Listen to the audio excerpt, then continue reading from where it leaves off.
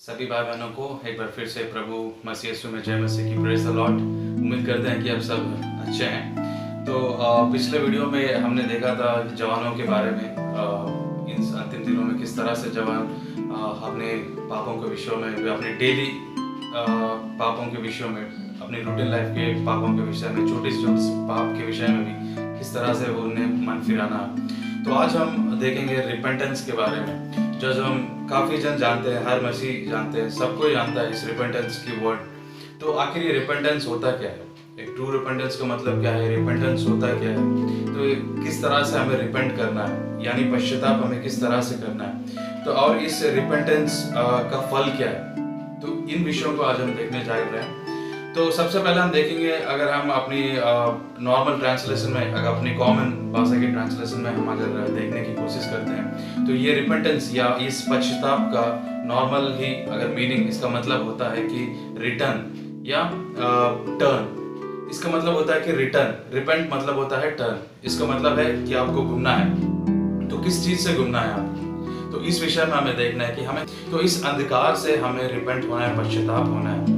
तो आज हम जैसा ही देखे हैं, रिपेंट का एक कॉमन उसका ट्रांसलेशन का अर्थ हमने देखे हैं। रिपेंट मतलब होता है कि टर्न, यानी किसी चीज से हमें रिटर्न होना है। तो रिटर्न हमें इस तरह से होना है कि प्रभु यीशु मसीह में जब हम अपने आप को पश्चाताप करते हैं, तो हमें कंप्लीटली ही उसमें हमें रिटर्न होना है। ऐसा नहीं सिर्फ हमें किसी को भरमाने के लिए या किसी को दिखाने के लिए सिर्फ हमें रिपेंट नहीं होना है, हमें एक सच्चा पश्चाताप के साथ हमें प्रभु में आना है। तो उस विषय को आज हम देखेंगे। अगर हम किस तरह से रिपेंट करना है, इस विषय को अगर हम बाइबल के लिए हम देखेंगे, तो बाइबल के वचन के अनुसार हम देखेंगे, तो हम देख सकते हैं यिर्मयाह के पुस्तक में उसका 31 चैप्टर का 19 पद में, यिर्मयाह उसका 31 और 19 पद में, इस पद में इस तरह से हमें बताया गया है कि किस तरह से हमें पश्चाताप करना है। तो आखिर पश्चाताप का फैक्ट मीनिंग क्या है, एक ट्रू मीनिंग क्या है, ट्रू रिपेंटेंस किस तरह से होना है, इस वचन में हम देख सकते हैं। ध्यान रहे, अगर मैं आपको उस तरह से समझा नहीं पा रहा हूँ, तो इस नीचे में आप वचन देख सकते हैं, आप वचन को पढ़िएगा, क्योंकि मैं उस तरह से आपको नहीं समझा पा सकता हूं। तो इसीलिए आप यहाँ पर जो स्क्रीन में आप वचन को देख सकते हैं, उस वचन को आप नोट करके आप पढ़िए आप घर में, तब आप समझेंगे कि आखिर क्या होता है। तो मैं एक बार उस वचन को पढ़ता हूँ, यिर्मयाह 31 उसका 19 पर। भटक जाने के बाद मैं पछताया और सिखाए जाने के बाद मैंने छाती पीटी, पुरानी पापों को स्मरण कर मैं लज्जित हुआ और मेरी मुंह काला हो गया। तो इस तरह से हमें पश्चाताप होना है, ना कि किसी को दिखाने के लिए, या ना कि किसी like temporary repentance we shouldn't be. तो हमारा रिपेंटेंट इस तरह से होना है, रिपेंटेंस इस तरह से होना है कि हमें कंप्लीटली पश्चाताप होना है। तो किस तरह से हम इस वचन को देख सकते हैं, अगर यिर्मयाह के इस वचन को हम अगर थोड़ी सी गहराई में जाकर इसे हम सोचेंगे, तो यहाँ पर लिखा है कि किस तरह से होना है। और सिखाए जाने के बाद मैंने छाती पीटी, तो इस तरह से पश्चाताप होना है, पुरानी पापों को स्मरण कर मैं लज्जित हुआ। इस तरह की रिपेंटेंस हमें होनी है, जो पाप हम ऑलरेडी कर चुके हैं उस पाप में हम दोबारा ना हो, इस तरह की रिपेंट हमारे अंदर होनी है। और आगे लिखा है, और मेरा मुंह काला हो गया। यहाँ हम देख सकते हैं कि यहाँ पर यिर्मयाह के पुस्तक में इस अध्याय को अगर हम देखें, तो यहाँ पर ट्रू रिपेंटेंस, एक सच्चा पश्चाताप के बारे में इस विषय को हम देख सकते हैं। तो इसीलिए हमें कभी भी रिपेंटेंस मतलब ऐसा नहीं कि सिर्फ तात्काल के लिए रिपेंट हुए हैं, कुछ दिनों के बाद फिर से जब नॉर्मल लाइफ हो गया तो फिर से हम अपनी ज़िंदगी को एज यूजुअल रूटीनली चलाएंगे। तो हमारा जो रिपेंटेंस है वो आत्मिक तौर पे भी काफ़ी स्ट्रांग होनी ज़रूरी है। भौतिक से अगर हम नॉर्मली बॉडीली शारीरिक रूप से अगर देखें, तो शरीर काफ़ी दुर्बल है। तो ये हम सभी जानते हैं, बार बार हम फोर्सफुली हम इस पाप में गिर जाएंगे कि शरीर तो दुर्बल है, कोई भी काम की वजह से हम पाप में गिर सकते हैं। लेकिन हमारा रिपेंटेंस इस तरह से होना चाहिए कि दोबारा हम उस पाप की ओर ना फिरें। तो इसके लिए हमारा आत्मिक रीति से भी रिपेंट होना काफ़ी ज़रूरी है। आत्मिक रीति से रिपेंट के विषय में हम अगर एक बात देखें, तो मत्ती उसका 3 अध्याय का 8वां पद में यूहन्ना वहाँ पर सादुकियों और फरीसियों की बात कहता है। जब वो लोग बपतिस्मा के लिए आते हैं, मन फिरा कर, वो इसलिए आते हैं कि हमने मन फिरा, हमें बपतिस्मा दो। लेकिन वहाँ पर उसके पहले अध्याय में भी हम देखें 7 पद में, 3 के 7 पद में भी वहाँ पर उसकी वर्णन किया गया है। लेकिन 8वां पद हम देखेंगे, जो हमारा अंश है, उसमें लिखा है कि सो मन फिराओ के योग्य फल लाओ। तो हमें इस तरह का फल लाना है। हमें ऐसा नहीं रिपेंट होना है कि सिर्फ कुछ दिनों के लिए रिपेंट, टेम्पररी रिपेंटेंट नहीं होना है। एक ट्रू रिपेंट होना है, परमानेंट रिपेंट होना है, ताकि उस पाप में हम फिर से दोबारा नहीं जाएं। तो आत्मिक रीति से हमें रिपेंट होना काफी जरूरी है। तो जब हम आत्मिक रीति से रिपेंट होंगे, हमारे लिए फल भी वहां पे मिलेगी। तो किस तरह का रिजल्ट या किस तरह की फ्रूट या किस तरह के फल के बारे में यहाँ पर बता रहे हैं। यहाँ पर मत्ती अध्याय में लिखा है। इस विषय को हम अगर देखेंगे, गलतियों उसके 5वां अध्याय का 22 और 23 पद में इस तरह से लिखा है, मैं पढ़ता हूँ आपके लिए। पर आत्मा का फल, तो यहाँ पे साफ रीति से लिखा है कि आत्मा से जब हम रिपेंट होते हैं, जब हम आत्मा पूर्वक जब पश्चाताप होते हैं, तो हमारा फल क्या है। तो हमारा फल ये होता है प्रेम, आनंद, मेल, धीरज, कृपा, भलाई, विश्वास, नम्रता और संयम है। तो इन सारे जो विषय है, जब हम आत्मिक रीति से जब हम पश्चाताप होते हैं या ट्रू रिपेंटेंस जब हम होते हैं, स्पिरिचुअली जब हम रिपेंट होते हैं, दोबारा हम उस अंधकार की ओर नहीं देखते हैं, तब ये जो फल के बारे में यहाँ पर हमें बताया गई है, ये फल हम प्राप्त करने जैसे पाए जाएंगे। अगर हम इस फल के बारे में नहीं सोचकर हम वही टेम्पररी रिपेंट करके या तो फिर रिपेंट करने जैसा हम दुनिया वालों को भरमाने की कोशिश करें या खुद अपने आप में हम भरमाने की कोशिश करें, तो यहाँ पर परमेश्वर चेतावनी भी करता है। अगर हम प्रकाशित वाक्य में देखें तो प्रकाशित वाक्य उसका 3 अध्याय का 3 पद, स्क्रीन में वचन ऑलरेडी दी गई है, तो मैं कुछ वचनों को यहाँ पे मैं आपके स्क्रीन में दे रहा हूँ। तो इस वचन को आप नोट करके आप पढ़िएगा, ताकि आप ज़्यादा बेहतर तरीके आप समझ पाएं। चलिए तो मैं आपको इस वचन को पढ़ के सुनाता हूं। सो चेत कर कि तूने किस रीति से शिक्षा प्राप्त की और सुनी की, और मैं बना रहा और मन फिरा, और यदि तू जागृत ना रहेगा तो मैं चोर की नाई आ जाऊंगा, और तू कदापि ना जान सकेगा कि मैं किस घड़ी तुझ पर आ पहुंचूंगा। तो इस विषय के बारे में यहाँ पे प्रभु हमें चेतावनी करता है कि अगर हम ट्रू रिपेंट नहीं करेंगे, अगर हम मन नहीं फिराएंगे अपने पापों से, तो फिर यहाँ पर परमेश्वर साफ रीति से हमें यहाँ पे चेतावनी देता है, कहता है और यदि तू जागृत ना रहेगा तो मैं चोर की नाई आ जाऊंगा, और तू कदापि ना जान सकेगा कि मैं किस घड़ी तुझ पर आ पहुंचूंगा। तो यहाँ पर परमेश्वर कहता है कि वे चोर की नाई आएगा और हमें पता भी नहीं चले कि वे कब आएंगे। हमें सब कुछ लगे कि सब कुछ ठीक ठाक चल रहा है, हम सही हैं, लेकिन तभी चोर के नाई परमेश्वर आ जाएंगे। लेकिन प्रियो, हम मसीह के लहू से खरीदे गए जन हैं, तो हम ज्योति में हैं। हमारा जीवन जो है वो ज्योति में पाई जाती है, हमारा जीवन अंधकार में नहीं पाया जाती है। हमारा जीवन अंधकार में नहीं है, हम सोने वालों जैसे नहीं पाए जाते। अगर इस विषय को हम अगर देखें, अगर हम जो मसीह में हैं, अगर इस विषय के बारे में हम देखें, तो 1 थिस्सलुनी उसका 5वां अध्याय का 5वां पद से या 4वां पद से इस तरह से होगा, मैं एक बार पढ़ता हूं। पर हे भाइयों, तुम तो अंधकार में नहीं हो। यहाँ पर साफ रीति से प्रेरित पौलुस यहाँ पर कहता है कि हे भाइयों, तुम तो अंधकार में नहीं हो।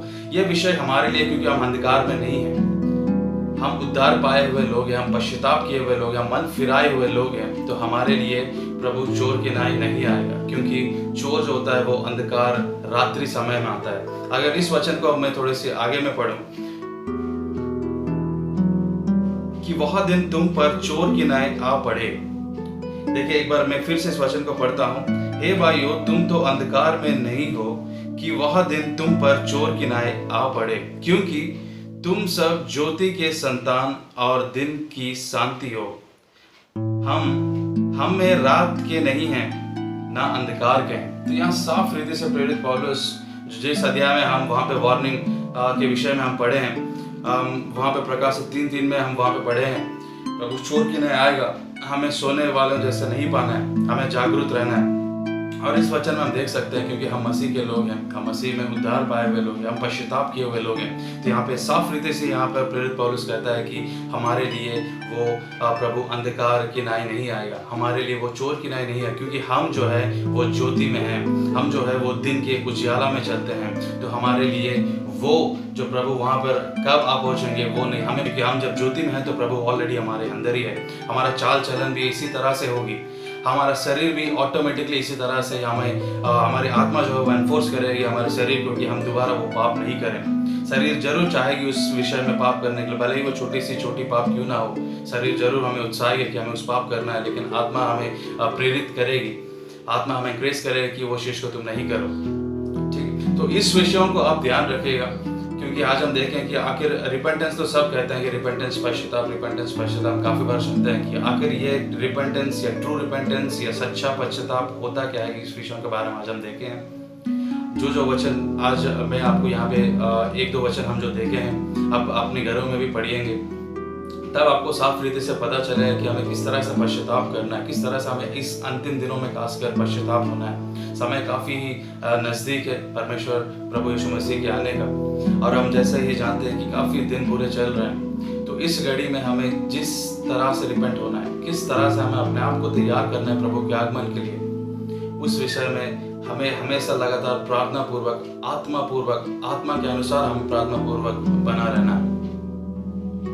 तो जिस तरह से हम इस वचनों में देखे हैं कि सच्चा रिपेंटेंस के बारे में, तो आइए हम प्रभु से प्रार्थना करेंगे कि हमारे जीवनों में हमें अंदर वो सच्चा पश्चाताप हो, दोबारा फिर से अपने मनों को, अपना शरीरों को उस पाप में, उस अंधकार में ना फैलाएं। आइए छोटी सी दुआ करेंगे।